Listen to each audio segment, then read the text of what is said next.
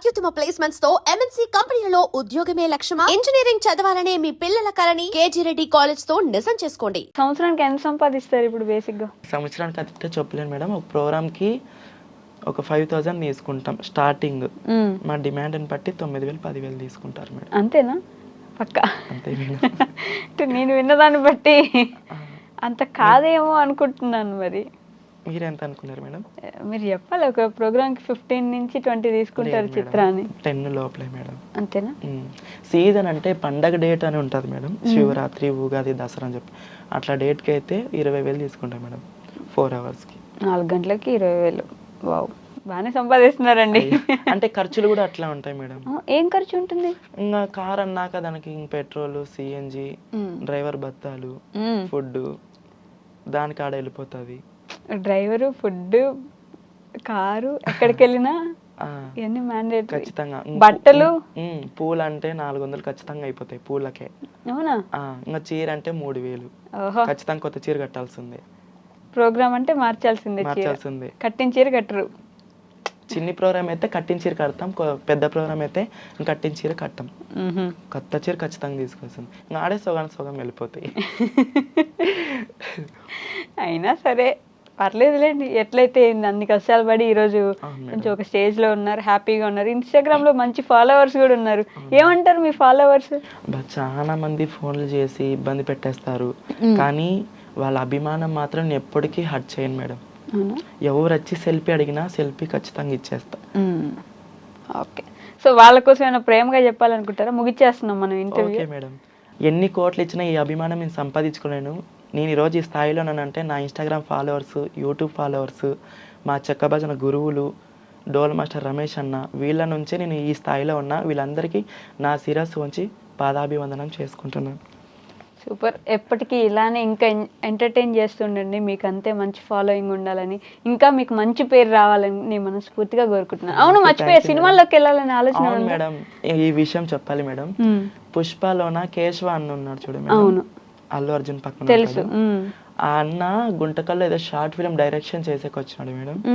అక్కడ ఎవరో లేడీస్ అమ్మాయి హ్యాండ్ ఇచ్చిందని చెప్పి ఎవరైనా ఉంటాయి బాగుంటాయి చాలా అంటే, ఒక అమ్మాయి ట్రాన్స్జెండర్ ఆమె డాన్సర్ అంటే పిలిచండి అని పోతేనే ఆయన నన్ను ఇన్వైట్ ఎట్లా చేసుకుని తెలుసు, చిత్ర అని చెప్పి ఎట్లా కలిసిపోయినాడు మేడం. అతను ఆయన ఒక స్థాయి అయింది. నేను ఒక ట్రాన్స్జెండర్ అని తెలిసినా కూడా దగ్గరికి వచ్చి హాయ్ చిత్ర బాగున్నారా అని చెప్పి మాట్లాడి ఆ నైట్ అంతా షార్ట్ ఫిల్మ్ ముగించుకొని బాగా జర్నీ నైట్ అంతా బాగా కొనసాగింది.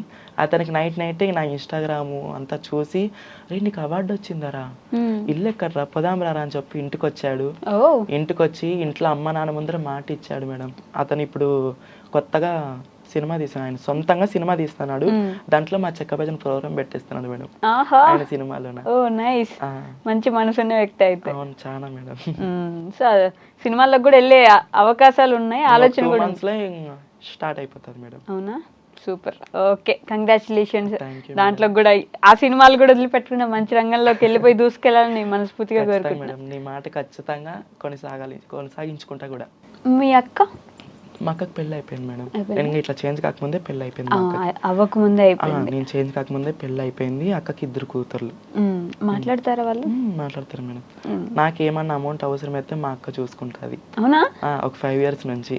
ఫస్ట్ కూడా వాళ్ళు కూడా మాట్లాడేటోళ్ళు కాదు, మా అక్క చూసుకుంటుంటది, నేను చూసుకుంటుంటా. పిల్లలు పెద్ద పాప మా దగ్గర ఉంటుంది మేడం. మీ ఇంట్లోనే ఉంటుంది. ఓ సూపర్, బాగానే సెటిల్ అయ్యారు ఒక విధంగా. చాలా మందికి అవ్వదు, కష్టం మీ కమ్యూనిటీలో ఒక విధంగా సెటిల్ అవ్వాలన్నా, ఒక సపరేట్ లైఫ్ చూసుకోవాలన్నా అని. బట్ దేవుడి దయ వల్ల లేకపోతే మీకు కష్టమేమో తెలియదు, కానీ పర్లేదు కొంచెం సెట్ అయ్యారు. సో అలానే ది హ్యాపీయెస్ట్ చెప్పారు కదా, ది మోస్ట్ సాడెస్ట్ మూమెంట్ ఏంటి? బాగా బాధపడిన సందర్భం, బాగా అంటే చాలా ఘోరంగా. అంటే చిన్నప్పుడు ఇంకా చేంజ్ కాకముందు మేడం హాస్పిటల్కి తీసుకొని వెళ్తారు, నిమ్సన్ హాస్పిటల్ కానీ బెంగళూరుకి. ఆ డాక్టర్లు ఏంటివంటే అవి అడిగేస్తారు ముఖం మీదే. ఎట్లా అంటే అట్లా గలీజ్గా మాట్లాడేస్తారు. ఏంది బా వీళ్ళు ఇట్లా మాట్లాడుతున్నారు అంటారు. బట్టలు ఉప్పేసి చెక్ చేస్తారు. అవునా? చాలా ఇది చేసినారు మేడం అక్కడ సైడు. అది వాళ్ళు చెక్ చేసేది ఇడిచిపెట్టు కానీ మేడం, ఇట్లా ఫేస్ టు ఫేస్ కూర్చొని ముఖం మీద ఏదంటే అది అడిగేస్తారు. సెక్స్ వర్క్ విషయంలో ఆ విషయం. చిన్న పిల్లోడు 14 years నాకు అప్పుడు. నాకేం తెలుసు మేడం, ఆ థాటే లేదు అప్పుడు నాకు. అట్లా అప్పుడు బాధపడినా. తర్వాత మా ట్రాన్స్ కమ్యూనిటీలోన మొత్తం టోటల్ చేంజ్ అయిపోయినాక ఖచ్చితంగా మా వాళ్ళకి మా గురువుకి మామూలు ఇవ్వాల్సి ఉంది నెల నెల. ఇప్పుడు కూడా ఇప్పుడు లేదు మేడం, ఇప్పుడు ఏం పట్టించుకోదు మా గురువు. అప్పుడు మా గురువుని వదిలిపెట్టేసి వెళ్ళిపోయింది మేడం. బళ్ళారిలోన మా గురువుని వదిలిపెట్టేసి వెళ్ళిపోయింది. మా గురు దగ్గర ఉంటే అట్లా చేసేది కాదు. అక్కడ వదిలిపెట్టేసి పోయినాక ఇప్పుడు ఒక మనిషి మన దగ్గరకు వస్తున్నామంటే అతని నుంచి లాభం ఉంటేనే కదా మేడం ఎవరైనా పిలుచుకునేది. అట్లా నెల నెల ఇబ్బంది పెట్టేసేటోళ్ళు. 5,000 6,000 ఖచ్చితంగా నెల నెలకి ఇవ్వాల, సంవత్సరం కలిపి దసరాకి అని చెప్పి 21,000 31,000 అట్లా టార్చర్ పెట్టేటోళ్ళు మేడం. అబ్బో, మీరు కూడా అలా ఎవరైనా టార్చర్ పెట్టేటోళ్ళ? మీరు గురువు అయ్యి నేను గురువు అయినా కానీ మేడం నా కింద 7 మంది ఉండేటోళ్ళు. నేను ఎప్పటికీ నన్ను నమ్ముకొని కర్నూలు నుంచి నందికొట్కూరు నుంచి చాలా మంది వచ్చినారు. నేను ఎప్పటికీ వాళ్ళకి ఇబ్బంది పెట్టలే. వాళ్ళ తల్లిదండ్రులు విడిచిపెట్టి నా దగ్గరికి వచ్చినారు.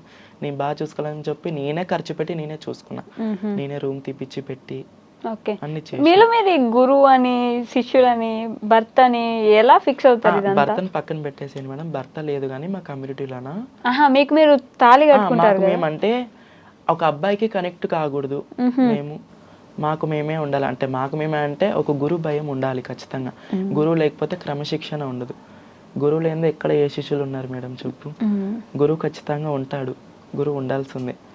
గురువు లేకపోతే ఎవరింటికి వాళ్ళు పెద్ద, ఎవరూరికి వాళ్ళు పెద్ద అయిపోతారు.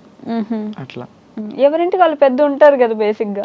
అంటే అట్లా అయిపోతే ఇప్పుడు అన్నా కదా మేడం, 2 బ్యాచ్లు డివైడ్ అయిపోతే ఒకరికొకరు అటాక్ చేసుకుంటారని చెప్పి అప్పుడు ఒకరికొకరు చాలా మంది కొట్టేసుకుంటారు. ఓకే, గురువు అని ఎలా డిసైడ్ అవుతారు? మీరు అందరు కలిసి వీళ్ళు మన లీడర్ అనుకుంటారా? అంటే ఆమె మాకన్నా ఒక 10 years ముందు శారీ కట్టుకొని ఆమె ఉంటుంది. ఆమెకు అన్ని తెలుసు కదా మేడం, ఎట్లా ఉండాలి ఏం కథ అనేది ఆమె నేర్పిస్తుంది మాకంతా. అట్లా ఒక గురువు అని చెప్పి ఎంచుకుంటాం మేము. బయట ఎలా చూస్తారు అంటే టెంపుల్స్కి వెళ్ళినప్పుడు కానీ ఇప్పుడు పెద్ద పెద్ద గుళ్ళకి వెళ్ళినప్పుడు ఇట్లా ఏమైనా కొంచెం డిఫరెంట్ గా చూడడం, ఇబ్బంది పెట్టడం అలా ఉంటుంది? గుళ్ళకి పోయినప్పుడు అయితే ఏం తెలియదు కానీ మేడం, గుళ్ళకి అయితే నేను బాగానే వెళ్ళినా. 2017లో ముంబై నుంచి ఆధార్ కార్డు చేంజ్ చేయించుకోవాలని చెప్పి గుంటకల్కి వచ్చా. వచ్చినప్పుడు ఒక బిర్యానీ హోటల్కి వెళ్తాం నేను నా ఫ్రెండ్ ఇంకో ఆమె. గుంటకల్లోనే మేడం యాపిల్ రెస్టారెంట్ అని ఉంది. పోయినాం, కూర్చున్నాం, బిర్యానీ చెప్పినాం. ఇంకా బిర్యానీ 5 minutesలో వస్తుంది. పోలీసు వాళ్ళు వచ్చి అక్కడ కూర్చున్నారు, సిఐ ఎస్ఐ వాళ్ళంతా. వాళ్ళు ఏమనుకున్నారు ఏమో కానీ మేడం, ఏయ్ మీరు అవతల పోండి అట్లా ఇట్లా పోలీసు వాళ్ళే మాట్లాడేసినారు మేడం. అవతల పోండి అంటే అవతల పోండి అంటే మేము ఎంత చీప్ కానీ ఆ విషయంలో చాలా బాధపడినాం మేడం. అలాంటివి చాలా సందర్భాలు చూసాం. చాలా అంటే చాలా. మా భజన ఫీల్డ్ లోనే చూసినా మేడం. భజన ఫీల్డ్ లో కూడా ఉంటుందా? చెప్పే కదా మేడం ఇందాకే, వీళ్ళు ఎందుకు ఇంత అమౌంట్ వీళ్ళకి 45 ఫీల్డ్ అంటే చెక్క భజన ఫీల్డ్ లో. మీ ఫీల్డ్ లోనే ఓహో, మీ పక్కన ఉండే వాళ్ళకి ఎందుకు అంతా మాకు ఇచ్చినట్టే ఇస్తున్నారు అని గొడవలు పడ్డారు. ఓకే, బట్ ఇప్పుడు అవన్నీ లేవుగా మీకు? లేవు మేడం, బాగున్నా. ఆ పోలీసు వాళ్ళు వచ్చి ఫోటోలు దిగిపోతారు నాది. చిత్ర గారు ఫేమస్. మొన్న రూమ్ లో రెడీ అవుతుంటే మేడం, చిత్ర వచ్చిందంటే ఏం చేస్తున్నట్టు రెడీ అవుతుందంటే 10 నిమిషాలు వెయిట్ చేసినారు నా కోసం.